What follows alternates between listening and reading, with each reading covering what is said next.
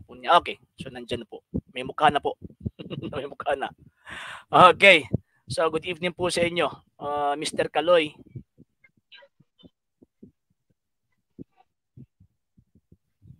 Good Mr. evening. Buhangin, mamaya po, i-ano ko po, i-add ko po kayo after kay Mr. Kaloy. Okay, pwede ko po bang malaman, sir, kung ano po yung ano ninyo, yung sekta po ninyo? Born again, born again. Born again. Anong klaseng born again po kayo?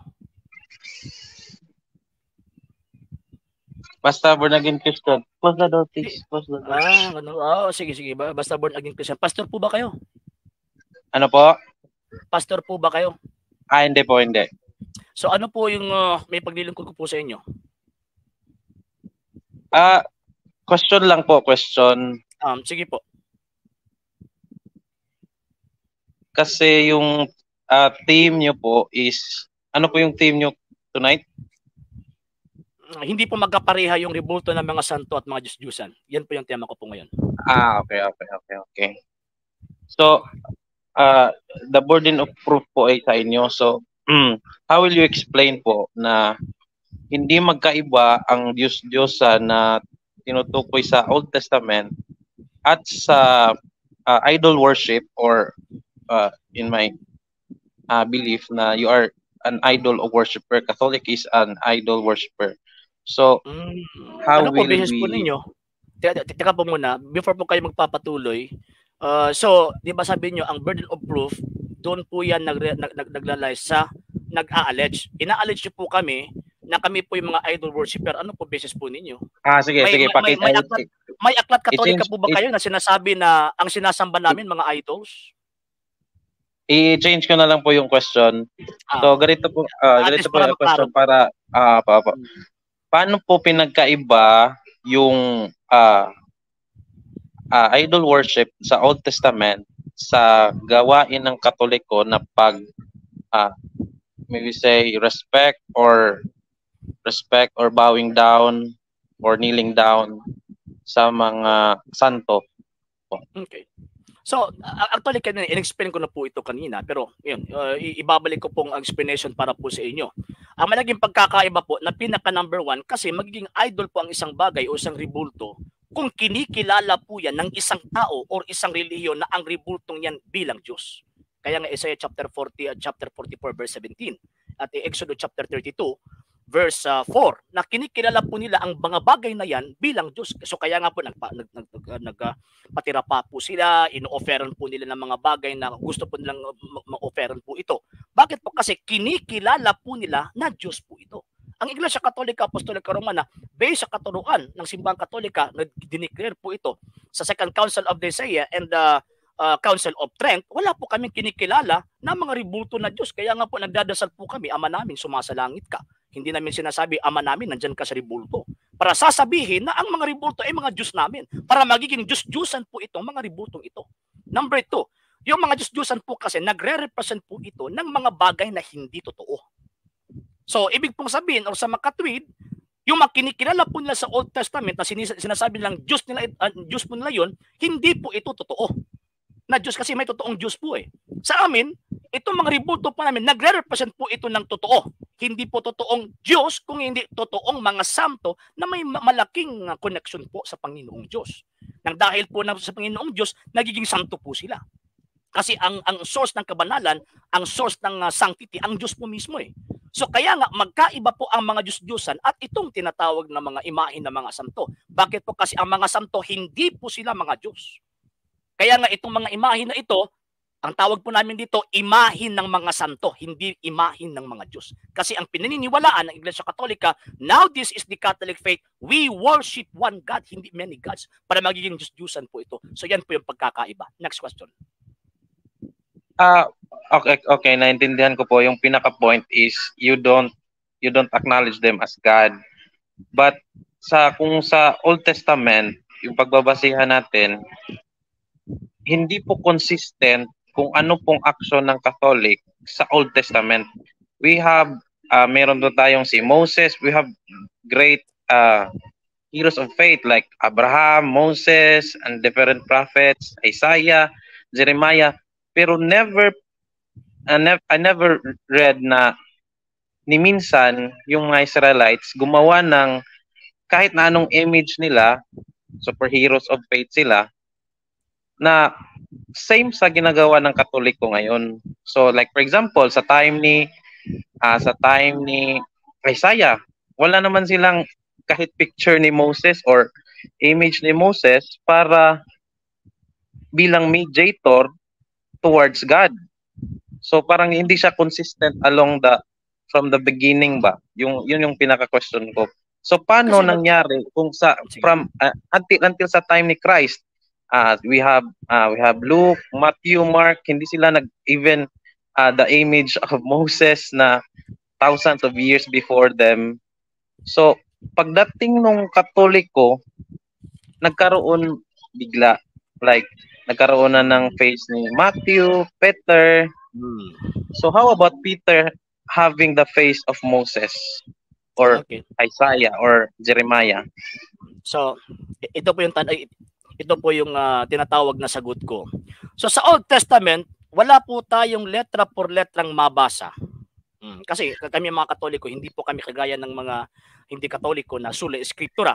Pero niniwala po kami na kahit wala pong mabasa letra por letra, pero sa tradisyon po ng mga Hudyo, meron po tayong maiintindihan na gumagawa po sila ng mga imahin ng kanilang mga heroes po noon. For example, nang nakita po nung yung sa pagdasal po ng Panginoon Jesucristo doon sa Gethsemane, nakita po ni San Pedro, ni Santiago at ni San Juan itong si Moses at saka si Elias. Paano po nila nakikilala po ito na si Moses at saka si Elias po ito? Kung wala po silang tinatawag na mga visual aids po sa panahon po nila noon. And sa 2 King, kung hindi ako nagkakamali, chapter 22, meron pong mga monumento, mga propeta po na ginagawa po nila. And ang pinaka-particular po nila na tinatawag na ginagawaan po nila ng mga imahin ng mga banal, yung templo po nila. So, ang pinaka-sentro is yung imahin at ribulto po ng mga anghel na nasa loob po ng tinatawag na templo. So, kaya nga binasa po natin kanina sa 1 King chapter 11 verse 23.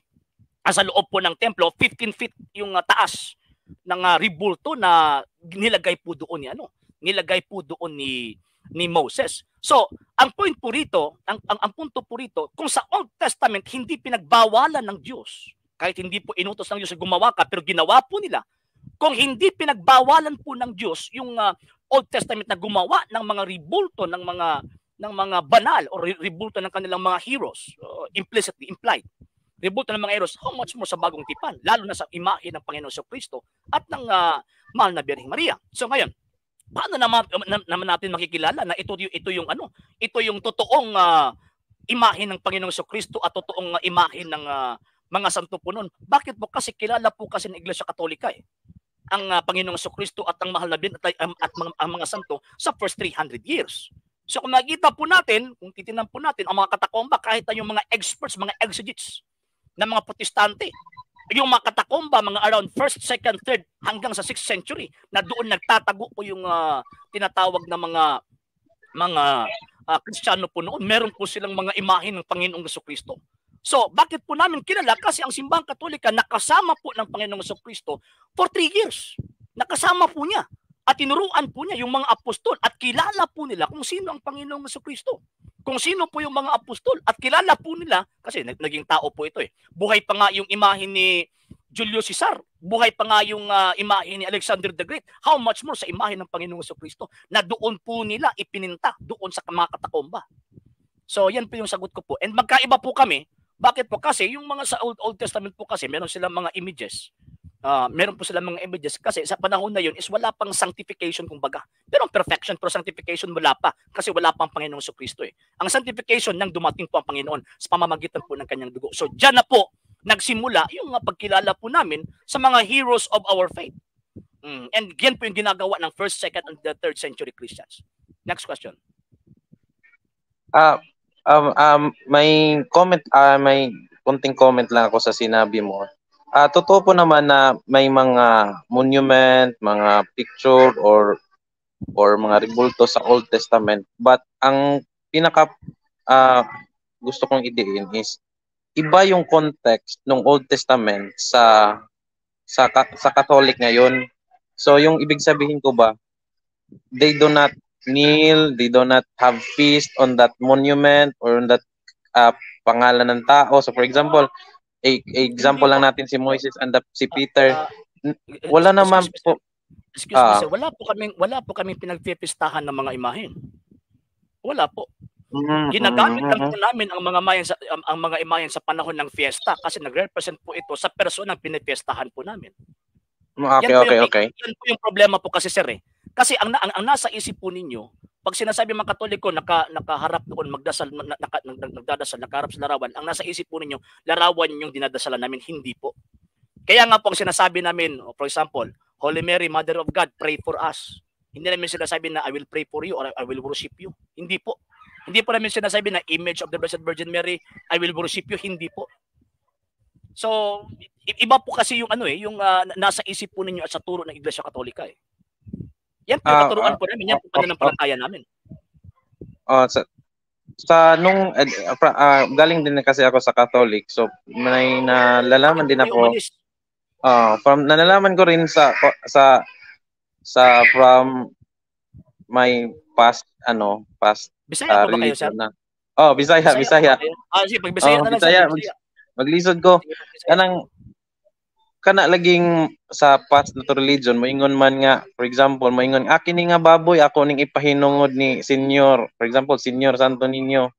So, diha lang kumukuan ba nga. So, for example, sa time ni Moses, if naghimo man sila og alarawan ni Moses, pero not in the religious context sa Catholic karon, for example, nga ilang dayayungan, ilang muluhod sila atubangan, or ilang mo pray sila sa God the Father through Moses, wala, very different siya sa paghimo lang ug sa paghimo sa Catholic karon and doing those things nga hong gipang hinganlan like sayawan, kantahan, awitan, pahinungod sa ilang pangalan, kaybaw man ka kay mahisgutan man ang pangalan sa rebulto. So mo lang na akong kung tinuod ka nga Katoliko sa una, kabalo ka sa tudlo sa Iglesia Katolika nga dili rebulto ang among gisayawan. Ngano man kay again, pag may ngumig pangalan, dili na pangalan sa rebulto kundi pangalan na sa santong girepresentahan ni anang maong rebulto. Muna tudlo sa Iglesia Katolika. Ang problema man gud sa uban man gud sir kay nibiya pa ka Katoliko wa ka balos pagtuo sa simbahan Katolika. Ikaduha nga tawag ini nga punto, mas kuyaw ang mga isrita kaniadto kung i-compare simbahan Katolika. Kaya ang simbahan Katolika magluhod makatubang sa larawan sila sa una maghapa. Cosmate Capítulo 7 versikulo 6 naghapa atubangan mismo sa arkas kasabutan nga naay rebulto. Unya ang mga Hudiyo magampo ug magsimba, maghapa na sila, unya magatubang sa altar sa Jerusalem. Unsa di ang naa sa altar sa Jerusalem? Naay duha ka dagkong dibulto sa kirub sa tawag ini anghel. Ikatulo, prosesyon, naagi pa prosesyon sa imahen. Ambot nabasa ba na ninyo sa tawag ining unang Samuel? Nagiprosesyon ang tawag anang rebulto sa Lukabog Kirubin.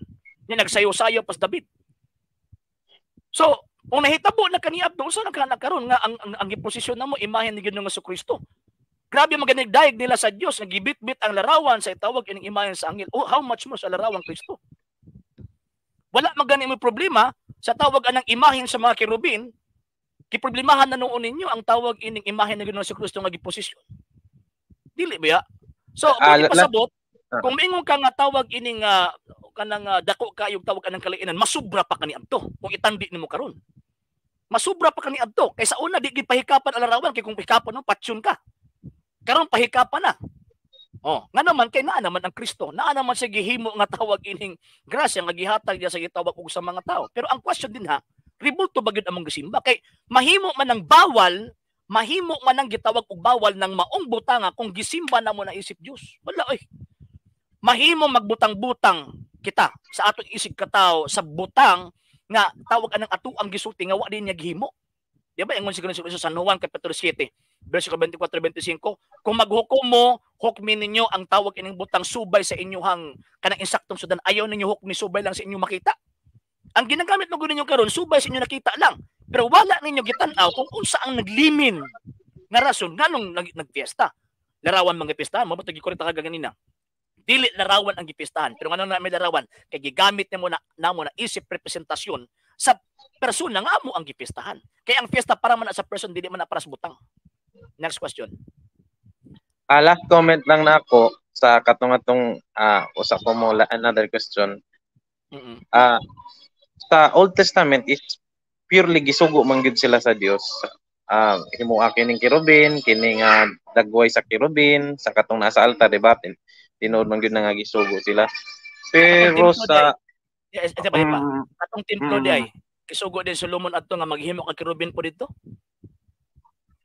Anghel? sa Old Testament sa ang kirubin nga maghimo og Dili.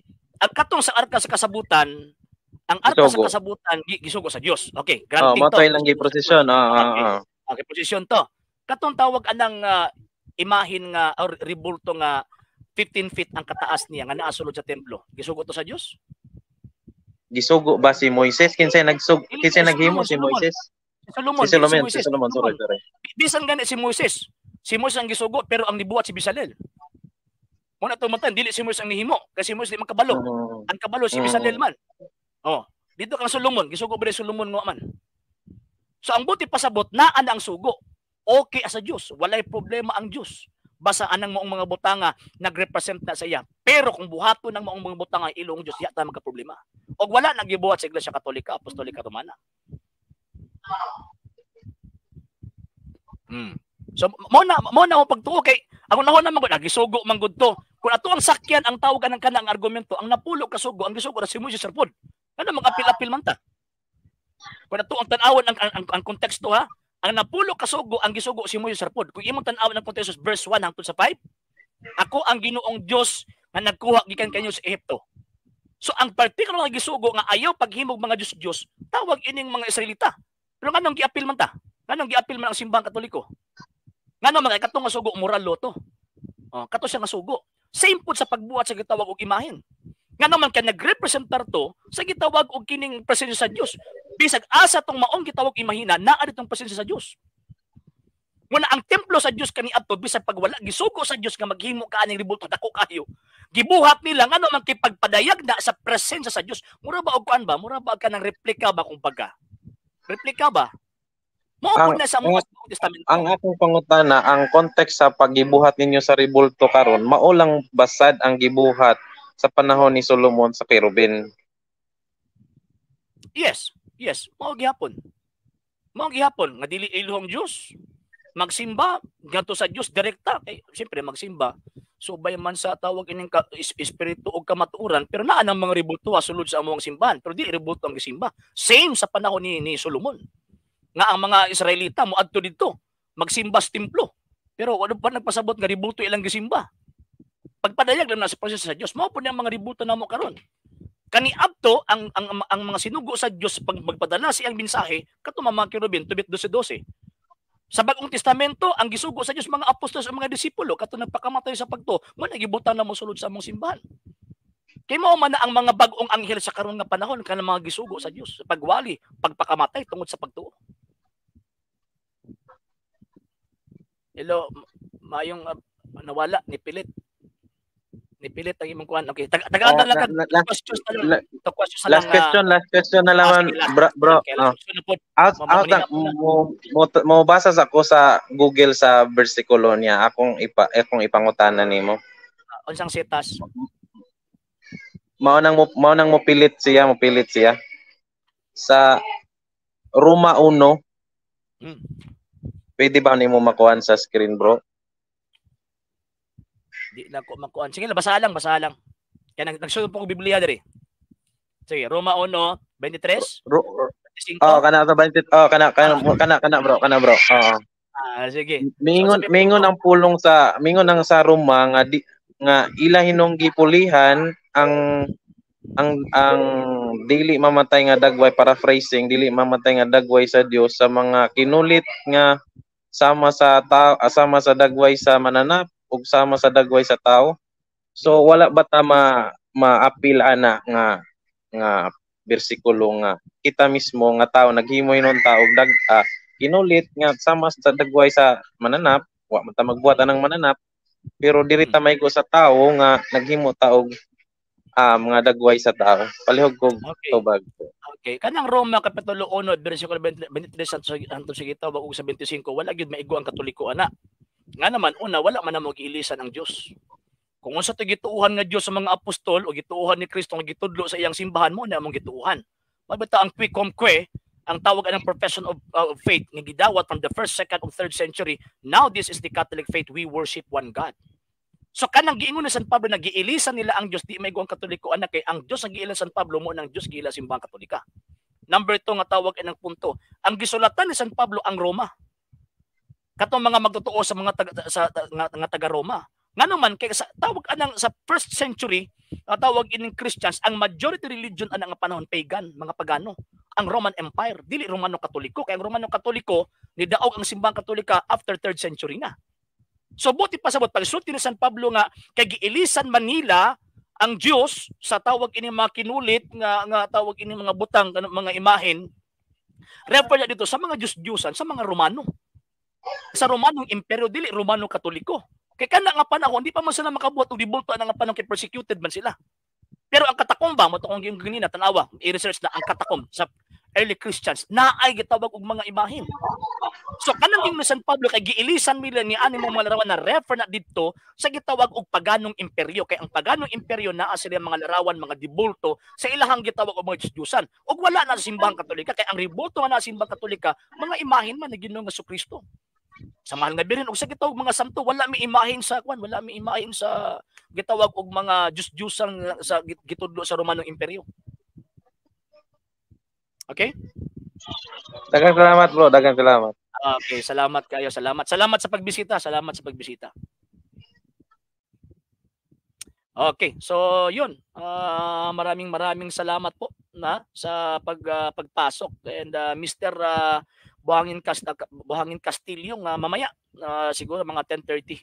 And good evening po sa 397 standby viewers po natin. Maraming salamat po sa pagsubaybay po ninyo. Ano nito? Isulod, Miss Manihapon na ta. Sige, pasok po kayo. Ipakita niyo po yung mukha po ninyo, Mr. Castillo Buhangin. Sige po. Magandang gabi po sa inyo. Hello po, magandang gabi po. Hello po, magandang gabi. Magandang gabi po. Narinig niyo po ba ako? Narinig niyo po ba ako? Narinig niyo ko? Hindi. Ay, parang hindi ito papasok.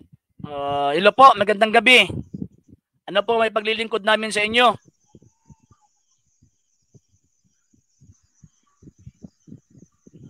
Okay, wala. Wala. Okay. So, I think yun. Ano siguro sa signal po niya. Sige.